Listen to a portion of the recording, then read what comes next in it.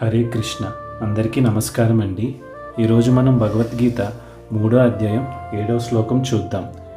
యస్త్వింద్రియాని మనస నియమ్యారభతేర్జున కర్మేంద్రియైః కర్మయోగం అసక్తః స విశిష్యతే. అర్థం: ఆ విధంగా కాకుండా మనస్సు చేత క్రియాశీలక ఇంద్రియములను నిగ్రహించుటకు యత్నించి సంగత్వము లేనివాడే కర్మయోగం ఆరంభించు శ్రద్ధావంతుడు అత్యుత్తముడు అని శ్రీకృష్ణ భగవానుడు అర్జునుడితో అంటున్నారు. గత శ్లోకంలో చెప్పుకున్నట్టుగా ఎవరైతే వారి యొక్క ఇంద్రియాలు కట్టడి చేసి వారి మనస్సు మాత్రం వారి యొక్క ఇంద్రియాలకు సుఖాన్ని కలిగించేటటువంటి విషయాల పట్ల ఆలోచన చేస్తూ ఉంటే వారికి వారు మోసం చేసుకున్నట్టు అవుతుంది. కానీ ఎవరైతే వారికి నిర్దేశించబడిన కర్మలను నిర్వర్తిస్తూ వారు చేసిన కర్మల యొక్క ఫలితాలను శ్రీకృష్ణ భగవానుడికి అర్పిస్తూ శ్రీకృష్ణ భగవానుడి యందు వారి మనస్సును నిలిపి ఆయనకు ప్రేమపూర్వక సేవ చేసుకున్నవారు ఉత్తములు.